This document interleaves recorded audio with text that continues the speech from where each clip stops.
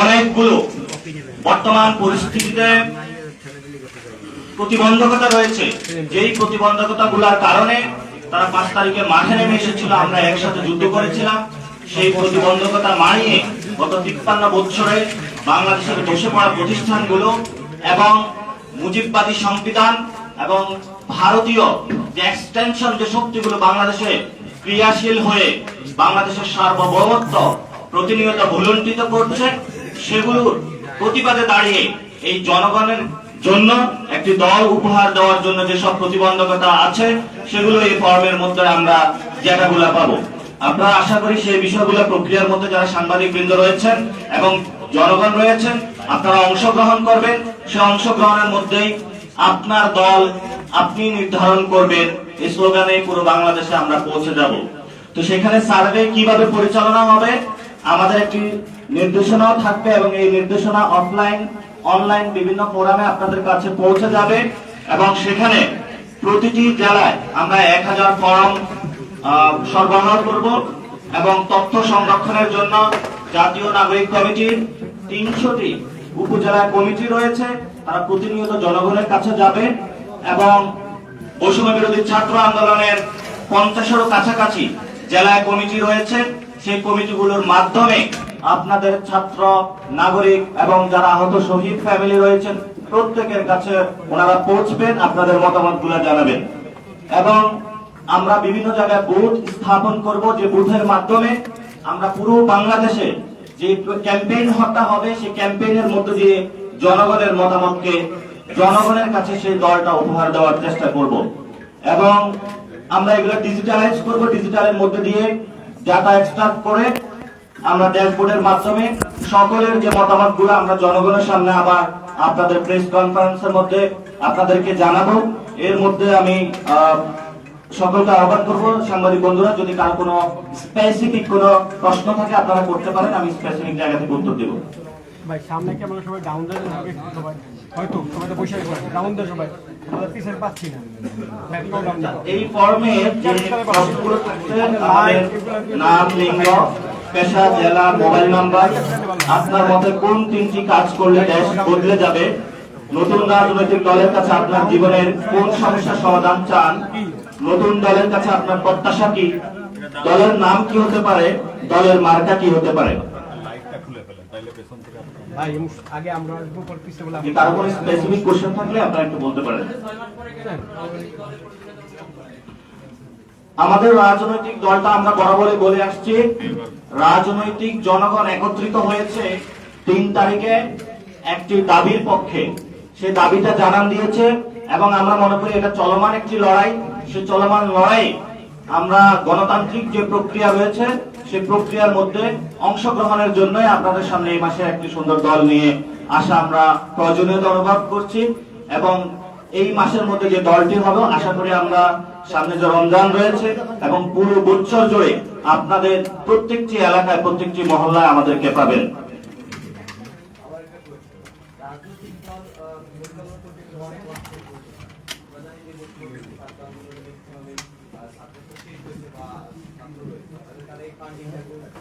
আমরা বরাবরই বলে আসছি আমাদের রাজনৈতিক দলের যে ঘোষণাপত্র থাকবে, কনস্টিটিউশন যেটা থাকবে, ফাইন্যান্সিয়াল পলিসি, ফরেন পলিসি, আমরা যখন দল ঘোষণা করব সেই দলের যেদিন আমরা ঘোষণা করব সবগুলো ওই একই সাথে আপনারা পাবেন।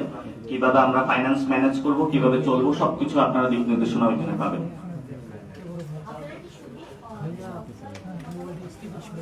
আমরা আমাদের যে অফলাইনও 1 লক্ষ লোকের কাছে যাব, আমরা অনলাইনও 1 লক্ষ লোকের কাছে আমরা আমাদের টার্গেট বা লক্ষ্যমাত্রা আছে। সো আমরা সোশ্যাল মিডিয়া বিভিন্ন যে সোশ্যাল সাইট গুলো রয়েছে, টিকটক, ফেসবুক, ইউটিউব এবং অন্যান্য যে মিডিয়াম গুলো রয়েছে প্রত্যেকটা মিডিয়ামের মাধ্যমে আমরা মানুষকে রিচ করার চেষ্টা করব। অনলাইনের প্রক্রিয়াটা হবে আমরা যে অফলাইন যে ফর্মটা থাকবে এটারই একটা অনলাইন ভার্সন থাকবে, যেটাকে আপনারা এমসিকিউ টাইপ একটা গুগল ফর্ম থাকবে, যে গুগল ফর্মের মাধ্যমে আপনারা সেখানে প্রশ্নগুলোর উত্তর করতে পারবেন। তবে স্পেসিফিক আমি কিছু জায়গায় বলতে পারি যে এখানে আমরা চাচ্ছি যে সবার আসলে অংশগ্রহণ প্রয়োজন, যেটা গত 53 বছরের বাংলাদেশের ইতিহাসে প্রথম এই কোন রাজনৈতিক দল এই ধরনের ক্যাম্পেইনের মাধ্যমে কোন একটা রাজনৈতিক দল ঘোষণার উদ্যোগে যাবে এবং আমরা সবার পরামর্শটা নিচ্ছি, কারণ সবাই আন্দোলনে এসেছিল। কোনো নিছক কিছু ব্যক্তি যদি এটা দল গঠন করে দেয়, আমরা মনে করি এই দলটা ওয়ার্ক করবে না। এবং আমরা যে দলটা গঠন করার প্রক্রিয়া চেষ্টা চালাচ্ছি, সেখানে এটা বিগ টেন্ট বা আমব্রেলা অর্গানাইজেশন বা পার্টি আমরা করতে চাচ্ছি। বাংলাদেশে যে কোনো বংশর দল হয়ে থাকে, কোনো আদর্শ ভিত্তিক স্পেসিফিক কোনো ব্যক্তিকে কেন্দ্রিক দল হয়ে থাকে, আমরা সে জায়গা থেকে সবাইকে একসাথে নিয়ে একটি আমব্রেলা পলিটিক্যাল পার্টি করব, যেখানে এই আন্দোলনে যেভাবে সকল জনগণ অংশগ্রহণ করেছিল, সবাই যাতে অংশগ্রহণ এবং মতামতের সুযোগ থাকবে। এবং আমরা প্রান্তিক জনগণকে টার্গেট করেছি, যাতে প্রান্তিক জনগণের কাছে যেতে পারি। আমরা মনে করি যে গণতান্ত্রিক প্রক্রিয়ার মধ্যে শুধু ভোট দেওয়া এবং নেওয়া, এটার মধ্যে গণতন্ত্র প্রক্রিয়া সীমাবদ্ধ আমরা রাখতে চাই না। আমরা গণতন্ত্র পূর্বা এবং পর, এই যে একটা দীর্ঘ প্রক্রিয়া, পুরো প্রক্রিয়ার মধ্যে স্বচ্ছতা, জবাবদিহিতা এবং জনগণের কাছে যে প্রতিশ্রুতিটা আমাদের থাকবে, এবং জনগণ যে তাদের ফর্মের মাধ্যমে যে কমিটমেন্টটার জায়গাটা আমাদেরকে দিবে, সেই বিষয়গুলো আমরা রিফ্লেক্ট করার প্রচেষ্টা চালাবো। এবং এটার মধ্যে কিন্তু জনগণ থেকে আমরা দলের নাম এবং প্রতীকটা পাবো।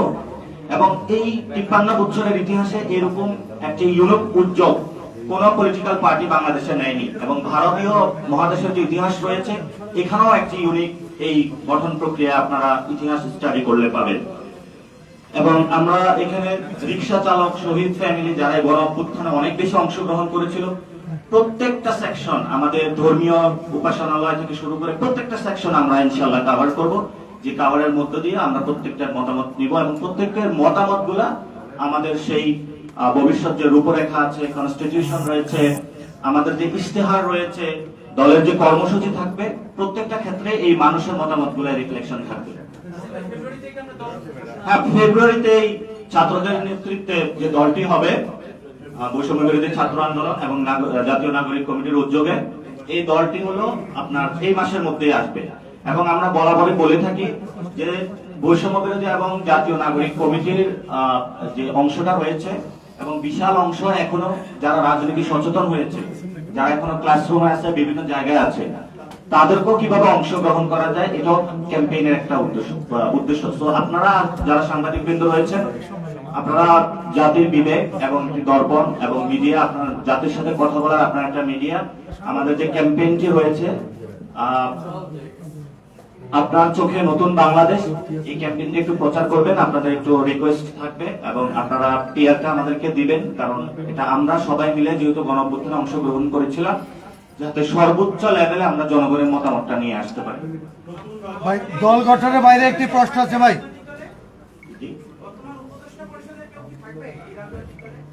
আমরা নতুন যে রাজনৈতিক দলটা হবে, এই রাজনৈতিক দলটা ফুলি নিউ ইনিশিয়েটিভ। ফলত এই জায়গা থেকে উনি উপদেষ্টারা হোক অথবা সরকারি যে কোনো কর্মচারী, কোনো প্রশাসনিক কাজে, যেটা হলো বাংলাদেশের রুলস এন্ড রেগুলেশন রয়েছে, সেই প্রক্রিয়া যদি কেউ ফলো না করে, সে দলে অংশগ্রহণের কোনো সুযোগ পাবে না। ফলত আমাদের যে এক্সিস্টিং যে সিস্টেম রয়েছে বা রুলস রেগুলেশন, উপদেষ্টা হোক বা অন্য কোনো সরকারি বড় কর্মচারী হোক অথবা অন্য কোনো ফরেন অ্যাম্বাসেডর যে থাকুক না কেন, তারা সেই প্রক্রিয়াটা মেনেই তারপরে দলে অংশগ্রহণ করতে হবে। তো আমরা যে প্রক্রিয়াতে এগোচ্ছি, সেখানে আসলে উপদেষ্টা থেকে দলে অংশগ্রহণের সুযোগ থাকবে না। যদি দলে অংশগ্রহণ করতে হয়, অবশ্যই উপদেষ্টার পদটা তাকে ছাড়তে হবে। ভাই, বৈষম্য ছাত্র আন্দোলনের একটা কমিটমেন্ট ছিল যে জুলাই অগাস্ট আন্দোলনের যারা আহত আছে এবং নিহত যে পরিবার, সেই পরিবারের যে একটা জুলাই স্মৃতি ফাউন্ডেশনের মাধ্যমে যে একটা সহযোগিতা করার কথা ছিল, সেই প্রক্রিয়াটি হঠাৎ করে থেমে গেছে। এই বিষয়ে কিছু বলবেন কিনা আজকে? আচ্ছা, আজকে আমরা যে ইভেন্টটা নিয়ে কথা বলতেছি, এটাতে আমরা একটু থাকলে ভালো হয় আমাদের জন্য। তারপরে আমরা যে বিষয়টা বলতেছি যে আমাদের শহীদ এবং আহত যে ফ্যামিলি রয়েছেন, ওনারা আমাদের প্রায়োরিটি বেসিসে আছেন, এবং আমরা ওনাদের কাছে এই ক্যাম্পেইনের সময়ও তাদের কাছে যাব, তাদের দুঃখ দুর্দশা যেটা রয়েছে সেটা শুনবো।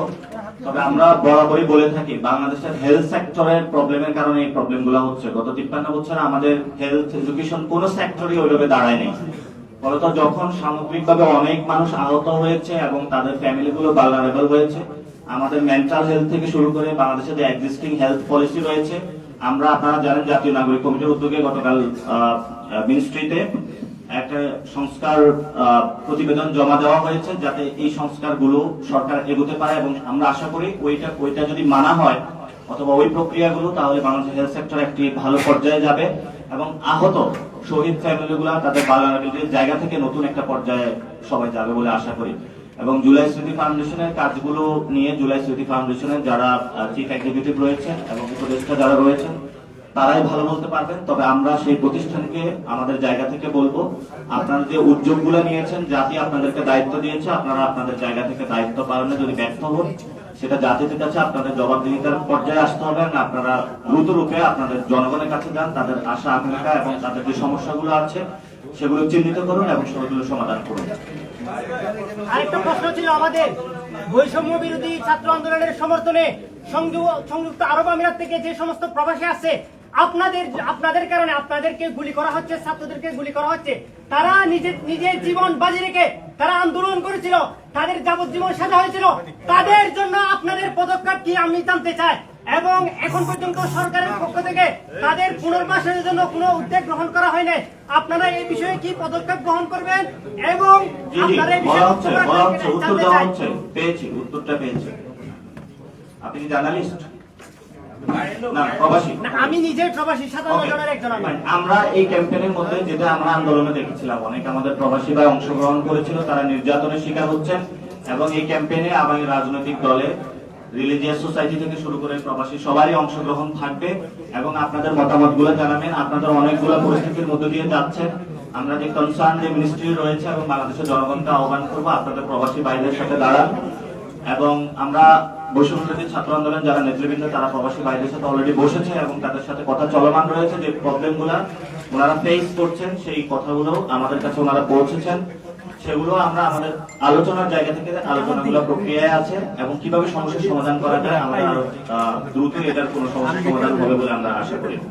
আর যে নেতৃত্বের কথা বলা হয়েছে, আমরা যেখানে আমাদের জেনারেশনের যারা ছাত্ররাও থাকবে, তরুণরাও থাকবে এবং সিনিয়র যারা সিটিজেন রয়েছেন, সকলের অংশগ্রহণেই আমরা নেতৃত্বের মধ্যে পাবো। এবং আমরা আগেও বলেছি এটি একটি বিগ ট্যাঙ্ক পার্টি বা আমব্রেলা পার্টি হবে।